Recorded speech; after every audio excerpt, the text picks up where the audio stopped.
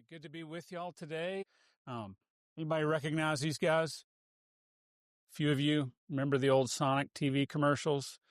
Yeah, this is was really sad when they left and stopped doing the Sonic TV commercials. We'll come back around to TJ here, who is one of the improv actors who perform these commercials. But this is my name, and this is old-fashioned style with my fingers.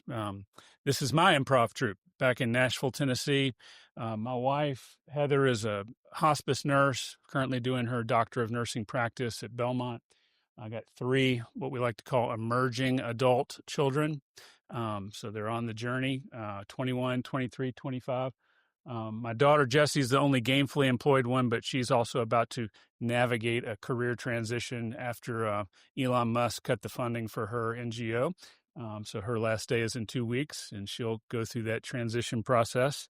So we're all kind of living into this theme. I did put mid-career in parentheses because the principles we're talking about here, I think, are applicable to everyone. It just happens to be a little more poignant for some of us who have been working in a certain role for a long time.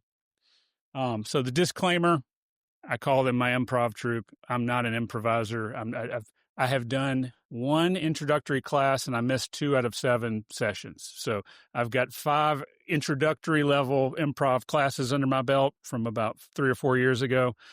But I've been fascinated with this topic for a long time. I've brought an improv instructor in to work with our staff just to help us think through how to respond to the unexpected in our work, which of course happens every day. That staff I'm referring to is from a prior career. I've spent 22 years at a place called Siloam Health in Nashville, Tennessee. We've got a couple of representatives from Siloam here today. And I worked as an internist there for most of my career, coming out of residency, working primarily with immigrants and refugees who were uninsured. I took a detour about 10 years into that career to go study theology at Regent College in Vancouver, British Columbia, not knowing if there would be a spot for me coming back or if I would come back. So this idea of transition became introduced very significantly then. And upon coming back, I found myself sort of navigating, trying to figure things out, and eventually ended up in a leadership role for the whole organization as the new CEO after the prior one stepped down. And then 2 years ago, I made a transition to help launch a new medical school in Nashville at Belmont University. And last Friday, I stepped down from that role.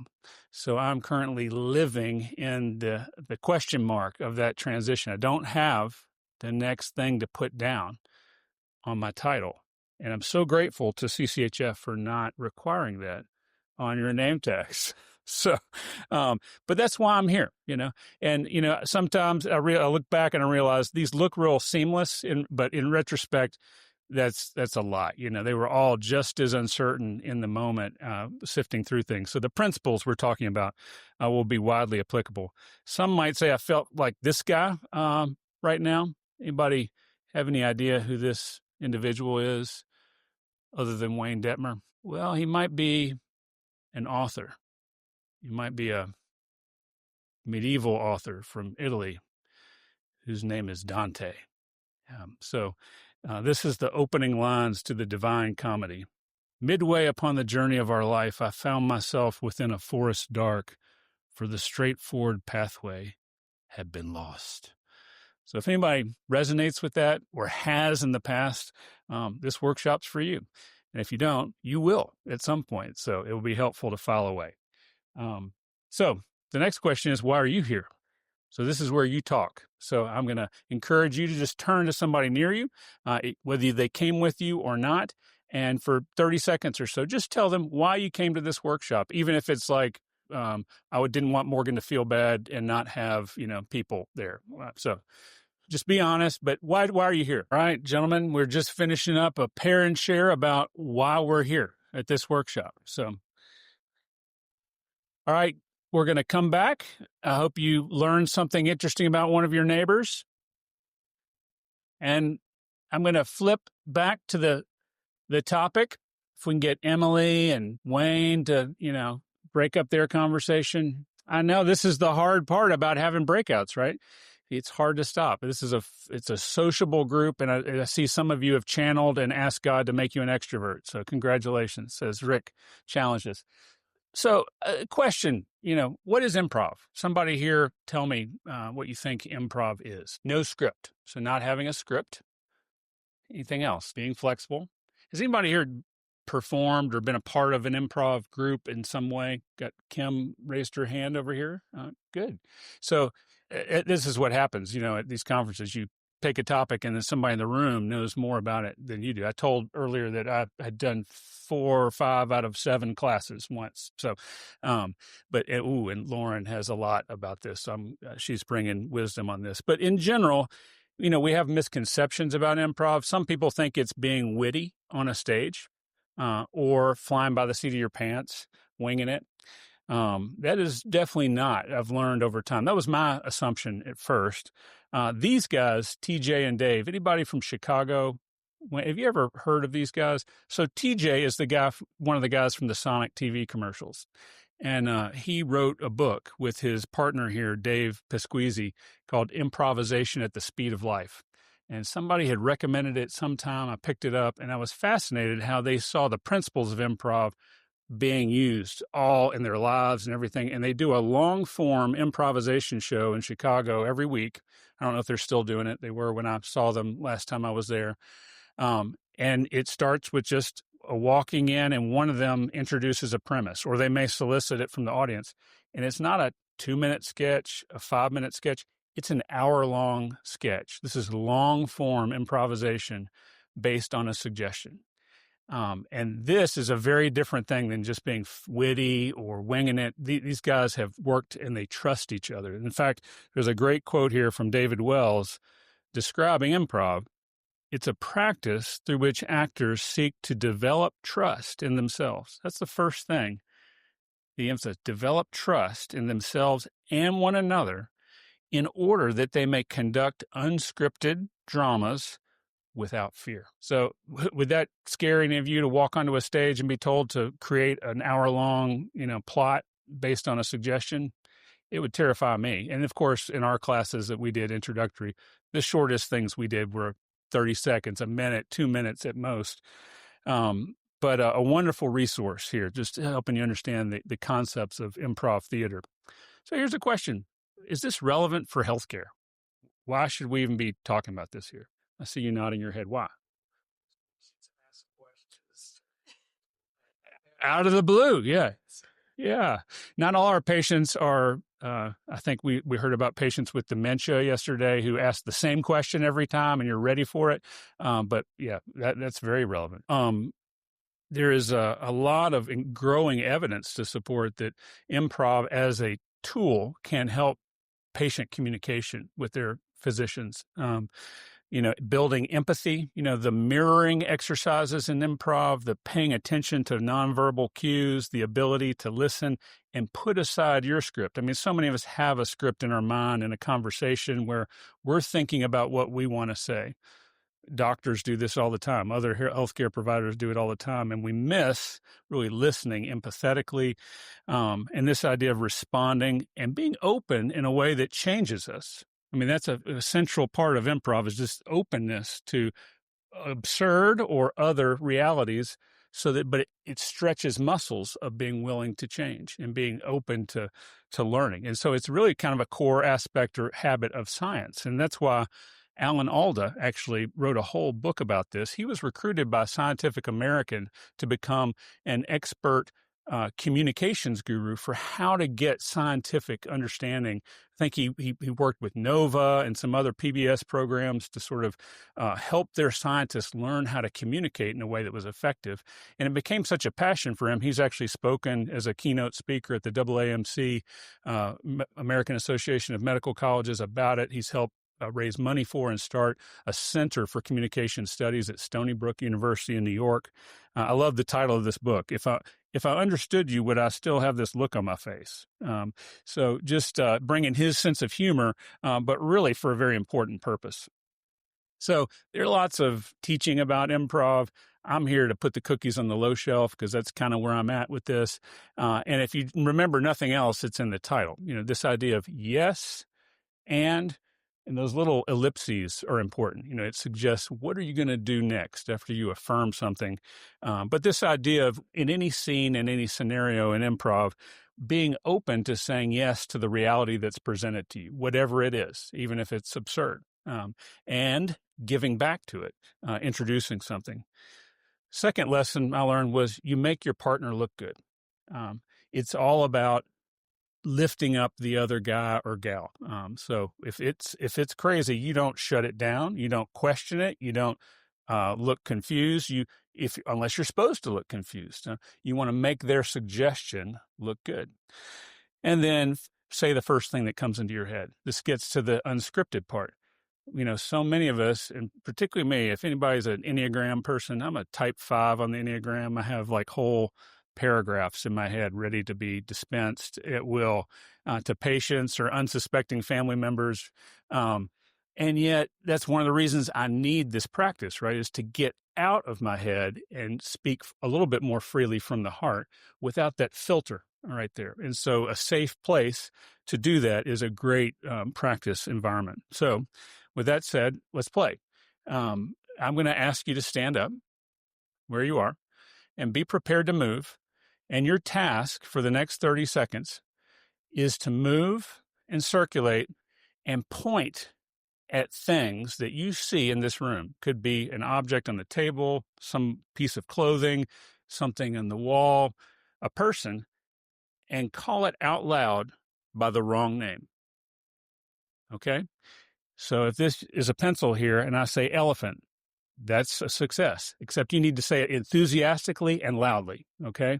You have 30 seconds to begin circulating and naming as many objects as you can with the wrong name. Go. Okay. How many people do we have here? It looks like 25 or so. This is going to be a challenge, but I think are you up for a challenge? Okay. I want you to form a circle right here. It may have to be an oval, okay? Come on up front. We're going to make a circle. If you have a health condition that prevents you, you may be opted out. There's some doctors here who can write a waiver, but form a circle. This is going to be interesting. The fact that I've never done this before scare anybody? This is improv. Yeah. Okay. Yeah. It's not winging it. It is applying principles. Okay. Come on up.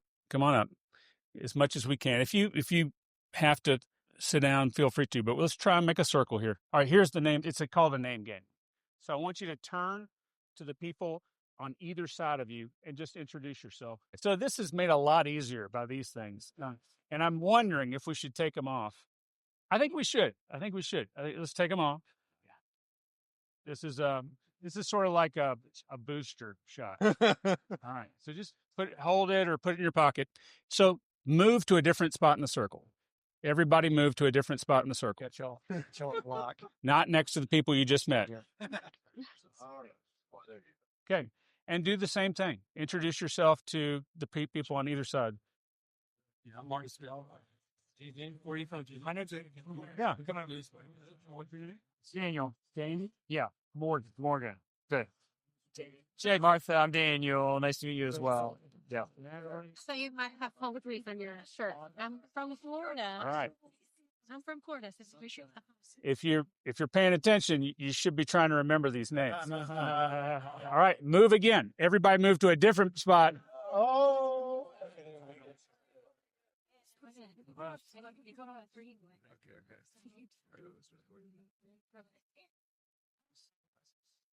And we're going to repeat.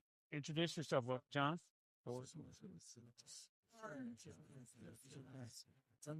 There. Who wants to be it? Michael wants to be it. Okay. So this is not get to know you. This is just getting your name. But Michael is going to be it. And Michael, to be it, you start by saying your name and the name of somebody else in the circle and go to their spot, swap spots. Okay. And then Lauren, you're going to do the same thing. And if you screw it up, that's okay. You can be gently corrected. Remember, we make our partner look good. We don't shame them for getting it wrong, but we're going to gradually speed up how we do this. And what was your name? Sorry, you need to say your name first. because you're coaching all of us. All right, you've just participated in an experiment of doing a game that was designed for half that number. And thank you for your willingness to step in. Partly that's, we're at a conference. We don't know a lot of people. It gives you at least a running start to identifying somebody coming out of this meeting. But it also challenges a lot of our type A sensibilities about getting it right. Did anybody feel that clenching up? Like, oh crap, I forgot that guy I just introduced myself to. How about the naming things the wrong name? How did that feel? Hard? Oh yeah. Wow. Why is that hard? We're good at being right. Yeah. And so this whole concept of just being open to being wrong, but being authentic in the moment. And really that's where a lot of the humor in improv comes from, right? It's a willingness to step out there, not to try and be funny, but be authentically responding to an uncertain situation in a way that's human. And when we see that humanity, we identify with it. So if the church lady were here, what would she have to say for us? Isn't that special? Yeah. So how is this at all appropriate at a Christian healthcare conference? Is there anything about improv that actually resonates with Scripture, with Christian theology? Any points of contact with our central mission here as being part of Christ's kingdom bearers in healthcare for the poor? Any biblical examples? Help me. I'm sure there's some of you out there who might have an idea where this shows up. I'll start you off with one. Think about Jesus' inauguration of his ministry. Where was he? Is that a wedding? Was it his plan to kick off his ministry that night? No. Woman, it's not my time. My hour has not yet come. And yet, she presents a scenario, and he says yes, and he follows through and introduces the power of the kingdom in a way that is at a feast, and starts off a whole season of that may not have been according to his guidebook. We often think God has a plan for us. He has a purpose. He has a 3-point PowerPoint deck. Exactly how our life is going to unfold. Even Jesus himself was living into this principle. Any other stories from Scripture that come to mind? Lauren. Jesus saying it's not good to give the children's food to the dogs, and the woman who, she has to respond to that. Yeah, that's a wonderful example. Others, Earl.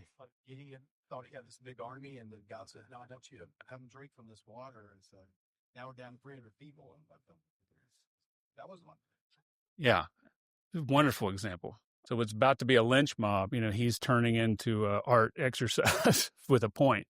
This is it's an interesting game that we could play. There's so many examples. I want to suggest that the whole of Scripture starts this way, that even in Genesis 1, when we see God's good creation, we see God's intentional choice in the way he's drafted this story to use verbs and phrases that connote that he's not there like, Captain Kirk in Star Trek to say, make it so. Boom. He's intentionally using language, let there be. It's a particular Hebrew verb tense, that is a participatory verb tense. And suddenly there's not just, God and some stuff. There's another agent there who has agency to do the same thing. They're bearing fruit. They're multiplying. They're creeping, filling. They're teaming and swarming even. Does this look like the kind of world that a master controlling, directive, script-oriented God would make? No. There's something about the way the world is constructed that is multiplying his agency, and especially through us as his image bearers. There's a theologian I quoted earlier, Samuel Wells, who wrote a book called Improvisation, the Drama of Christian Ethics. And his whole point in this book is that the way Scripture is designed with this story, this narrative arc, N.T. Wright is a theologian who's also kind of made this point. It's a cliffhanger. We see the ending in Revelation, 20, 21. But there's a gap between the book of Acts and there. And God is giving us the opportunity to step into that part of the drama that is unscripted. But we don't do it clean. Y'all are coming into this exercise, not knowing each other, not having any practice. But the Israelites have 2,000 years of practice and an intense 3 years of practice for the disciples and the apostles with Jesus. Here's how Samuel Wells describes it. The Bible is not so much a script that the church learns and performs as it is a training school that shapes the habits and practices of a community. This community learns to take the right thing for granted, and on the basis of this faithfulness, it trusts itself to improvise within its tradition. Improvisation means a community formed in the right habits, trusting itself, it meaning each other, to embody the tradition in new and often challenging circumstances. Anybody have any idea what this document might be? Yeah, who said that? Lauren, yeah, medical humanities person. So this is the church's encounter with Greek philosophy, teaching, science, and trying to make sense. Somebody pointed out, maybe it was you in a panel yesterday, or no, it was last night, and how many doctors heal people in the Bible? We don't have a lot of concrete examples of what good medical practice looks like in Scripture itself. But we have an incredible history of the early Christian followers encountering plagues and moving into them instead of running away from them. We have examples of them encountering Hippocratic medicine and saying, this thing that has only been given to soldiers and the wealthy, we're going to turn it on the victims of a famine. Basil creates the first hospital. We've got this Hippocratic oath and tradition. We're going to shape it in light of our story, and we're going to transform it in the process. So this is something that's been happening in the Christian tradition. CCHF is basically that. This is a quote from a poem by Gerard Manley Hopkins that many of you may have heard as Kingfishers Catch Fire, but the last lines of it, Eugene Peterson quotes it in the title of one of his books. Christ plays in 10,000 places, lovely in limbs and lovely in eyes not his, to the Father through the features of men's faces. I've quoted this to our team when I was at Siloam for many years, that every day we're encountering the Father, we're encountering Christ in the face of those who are coming through our door, and he is playing. He is inviting us to play. And it's unscripted, but if we build the right habits and we build trust with each other and we know this story, we will be authentic and effective and creative continuers of that story. So this talk is kind of two talks in one. It's like Reese's, you put chocolate and peanut butter together and hopefully it tastes good. So that's a little bit about improv. We could talk a lot more about it, practice it more. But I want to talk about transitions too. I alluded, that was kind of the reason I'm here. And our health center in Nashville went through a very significant transition in the early days. When it was launched in a part of Nashville that was largely African-American, historically marginalized, close to Vanderbilt Medical Center, where some of the founders came from. And that was the community that was intended to be served. It was launched by a particular church. I got to volunteer first as a student, then a resident, and then came on as the first staff physician at Siloam. And this is Mary, one of our patients in the neighborhood. Well, where Mary's house is now has been totally gentrified. It has completely transitioned that whole community. But even before then, a federally qualified health center moved in about 2 blocks up from where the original Siloam was. Medicaid was expanded in Tennessee to cover lots of the patients in that neighborhood. And then a Vietnamese guy and his wife showed up, and then they came back the next week. They told some friends. They told some friends, and pretty soon it was like 90% Vietnamese. And then over the next 2 years, other refugee and immigrant groups started coming. And this is, what the waiting room looked like. And we had a few people who lived in the neighborhood who were from that historically African-American community. And our board faced a decision, do we go chasing and trying to move across town to follow? There is no one area where these patients are moving, and then so many of them are getting their needs met. Or do we respond to what God is sending to us right now? And so it became a real focus of Siloam over many years, and we've managed refugee health screening grants for the state for years. And many of you know that story. Ethne and others have kind of come and learned about that ministry. Transitions like that and individually can be transformational.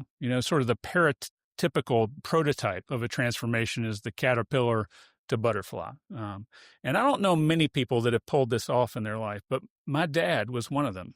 He worked for a company that his grandfather had started and his dad worked at, and it was deeply in the family DNA, and it got bought out and taken over by a bigger corporation in midlife, and he couldn't stand the work culture that was being instilled, and he retired early from that place and became a historian. And over the next 35 years, he wrote 35 books about Middle Tennessee history, and fully embraced it. So sometimes these kind of changes can be transformational. My dad died in January. I had some incredible time alone with him as he was in the hospice process.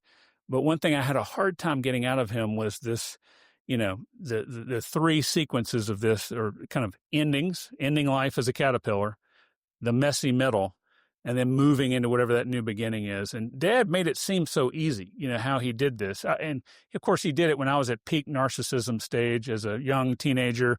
I really wasn't asking deep, empathetic questions of my dad about his emotional life, and he wasn't inclined to share them.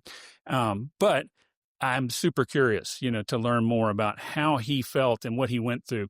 And so I've borrowed some language from a group called Modern Elders Academy. This is a group that Arthur Brooks introduced me to, that really is a midlife wisdom school that is designed to help people who are in vocational transition move into new ways of being, new vocations.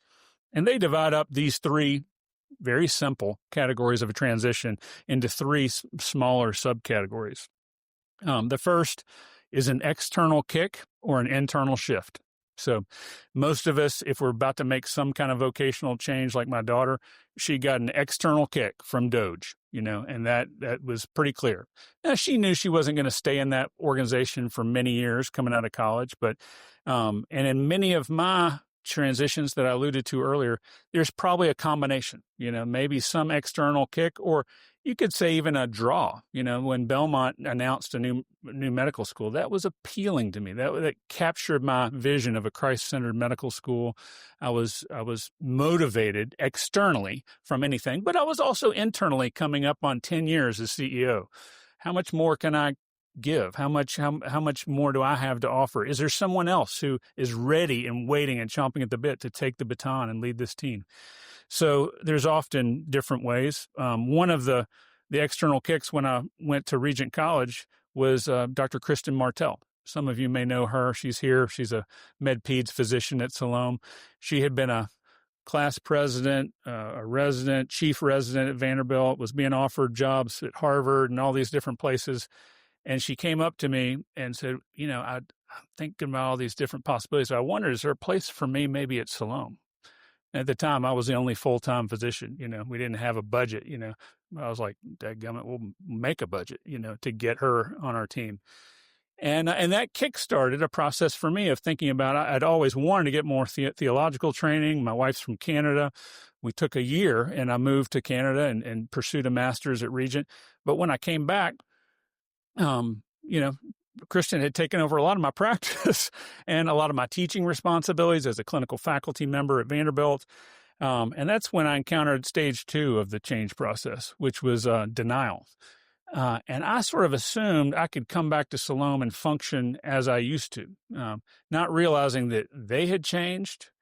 My patients' relationships had changed with their clinicians, and now her. I had changed.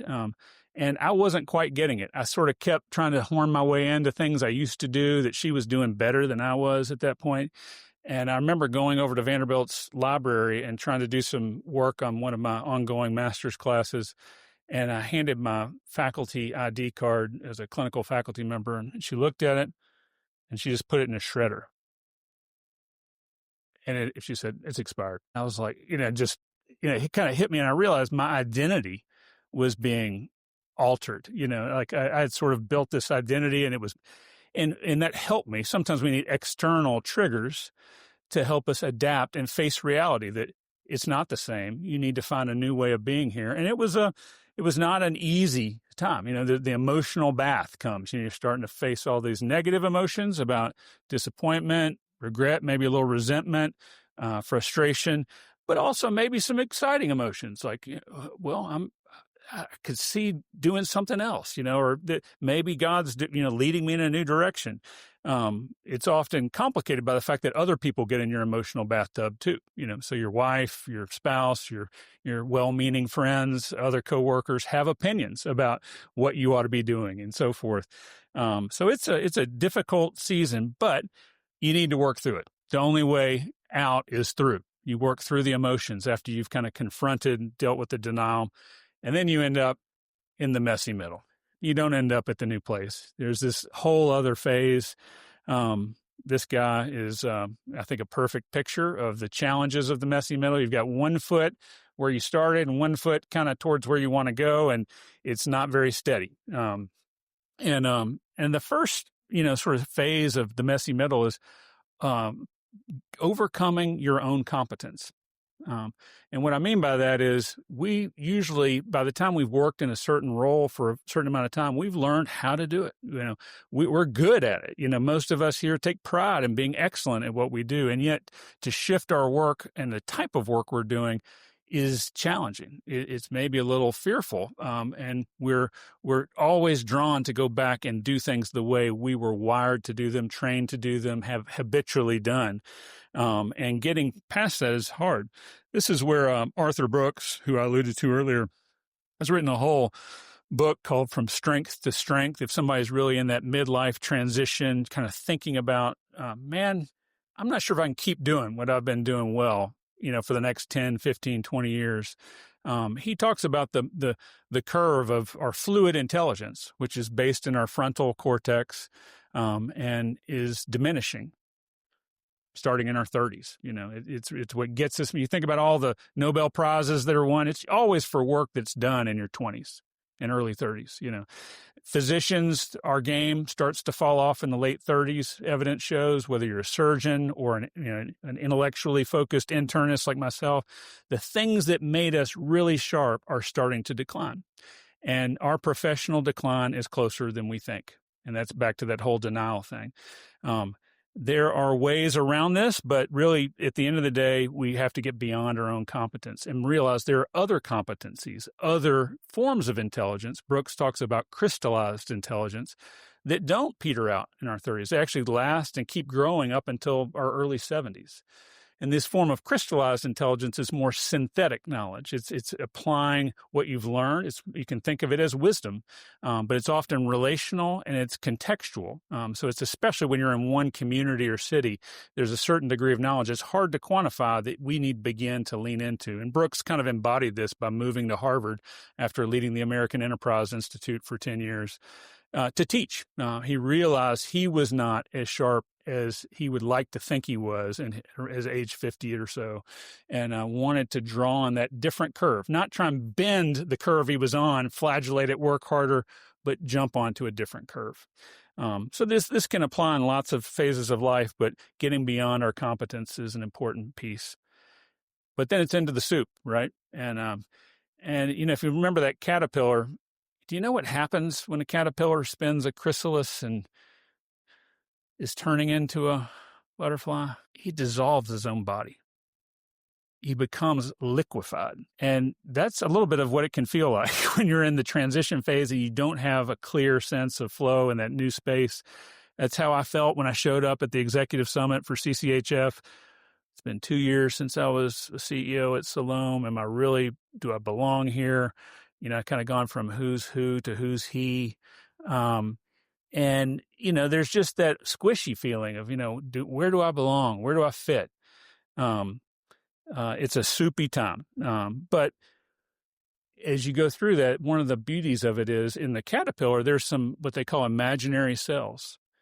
They're like germ cells that don't dissolve.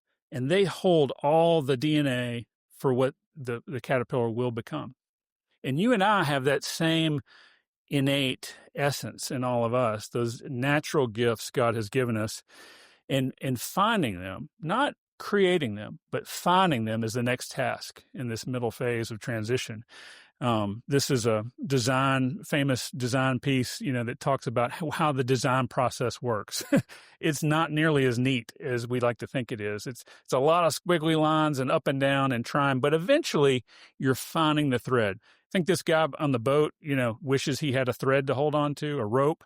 That's the desire. We're all looking for that. And then when you find it, often with the help of someone like a coach, but it could just be a good friend, maybe an exercise like the 5 whys, where somebody sits with you and asks you what you do and why, and listens carefully, and then asks you again.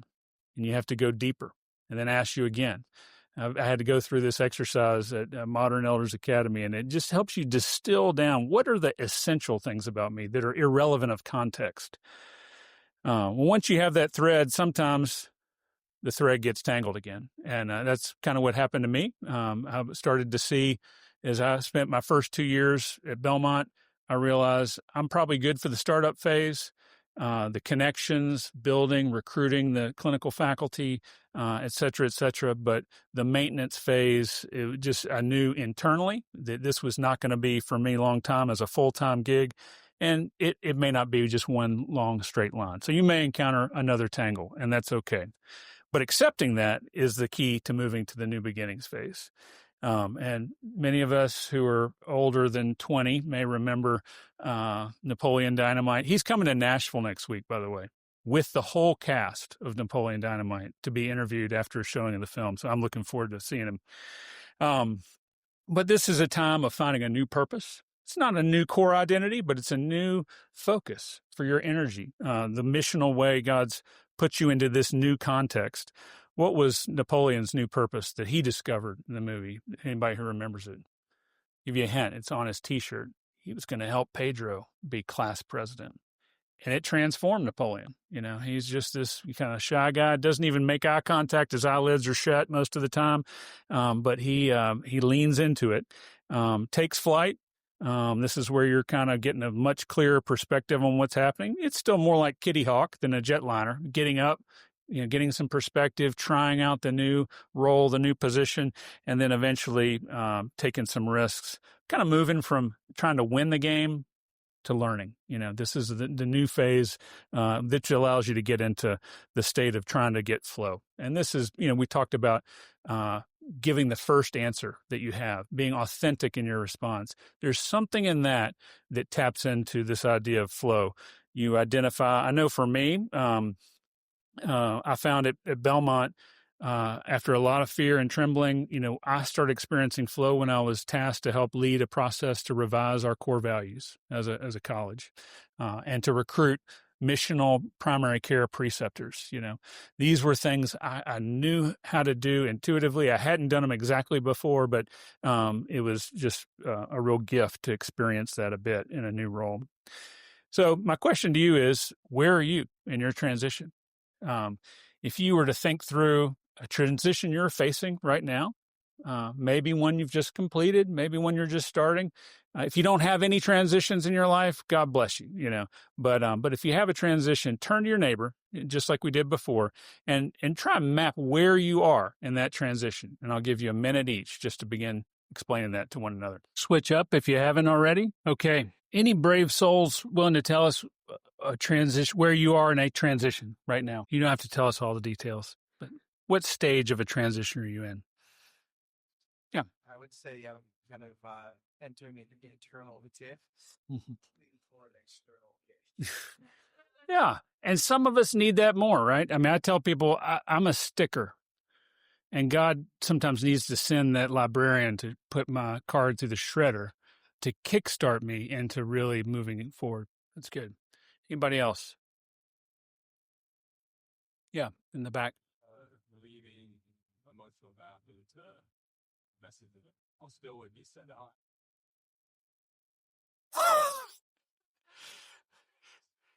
You don't think you have anything you're competent in, but it's what you gravitate to when you're afraid, nervous, holding on. Usually those are things we have some competency. Modern Elders Academy talks about like the 6 P's of transitions. You can have physical, psychological, professional, et cetera, et cetera. So there are lots of ways in which, and that's one reason midlife tends to be such a pivotal time for transitions, because there's a sandwich generation effect with children often, and parents going through changes, physical changes, vocational changes, all hitting at once.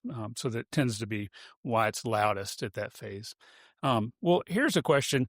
how might improv skills that we've talked about help you move forward through a transition at any stage?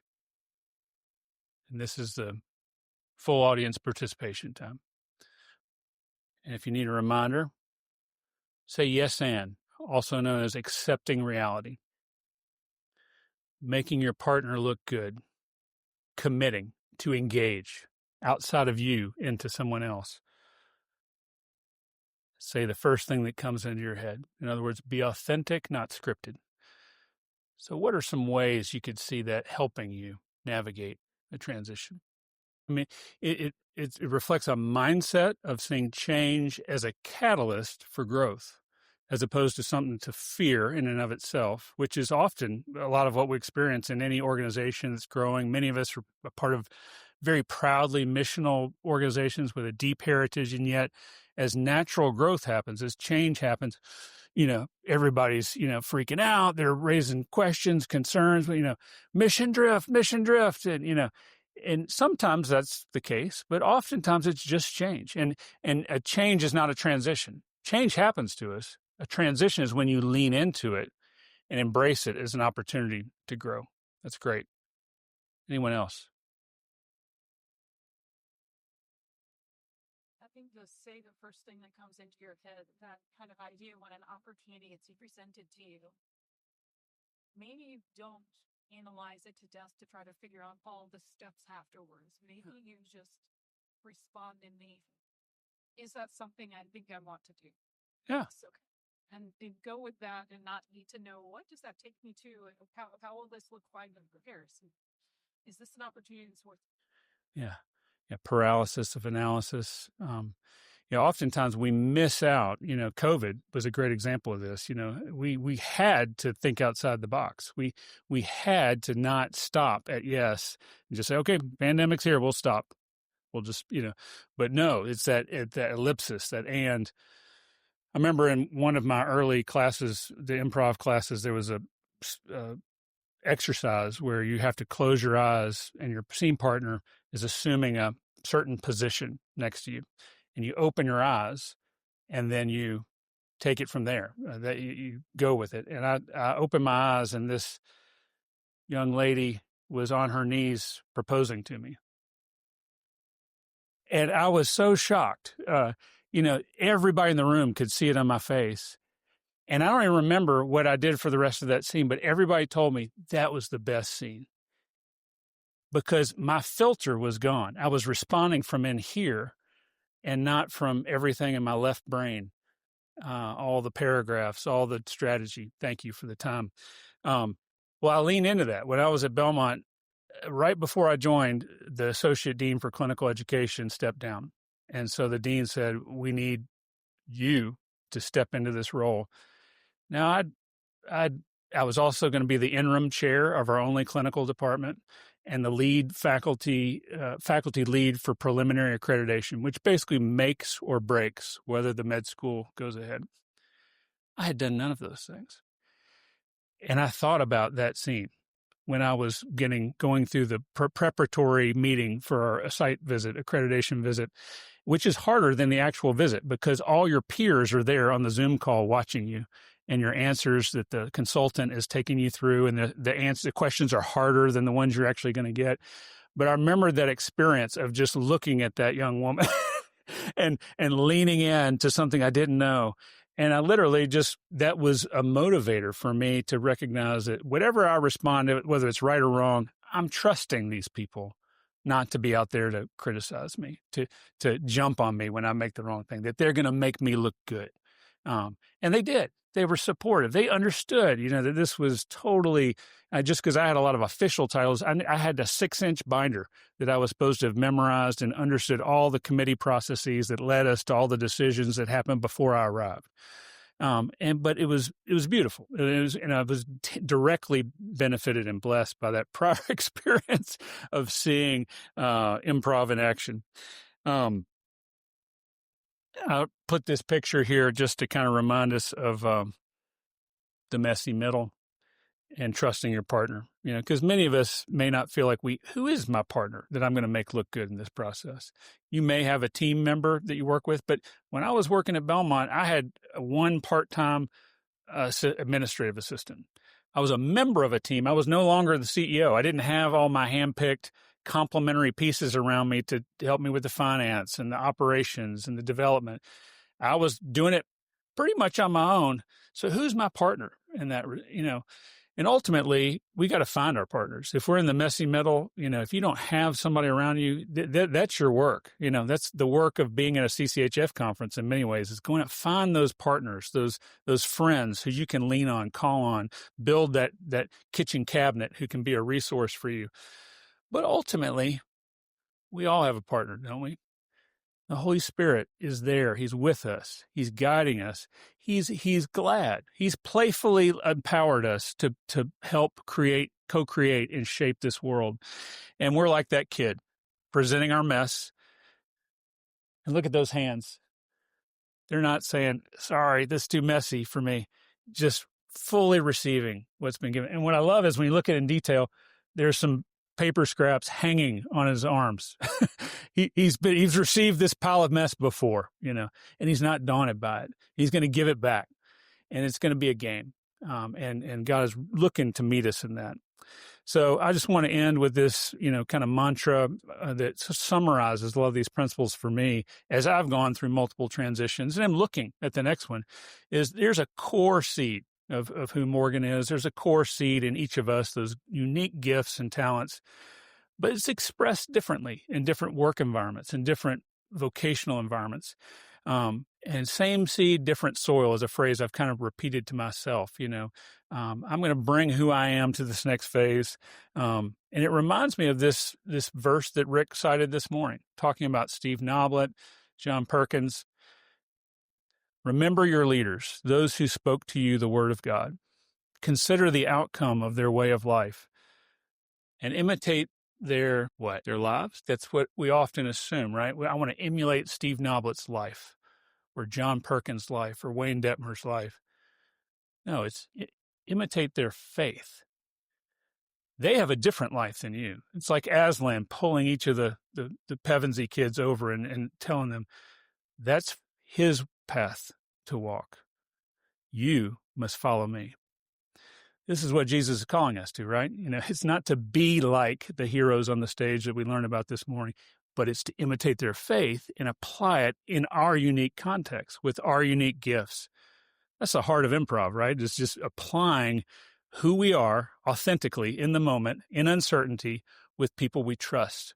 And if we don't have people we trust, we're building those trusting relationships.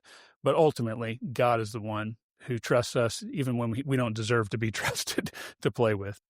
So I'm going to end there with a few words from Julian of Norwich, which is that all will be well. So if you're in a transition and you're feeling the messy middle, you're feeling a dark night in the woods, or people who are, just know that God's there on the other side. And here are some more resources if you want to learn about this, some of the books and resources that I mentioned in my talk.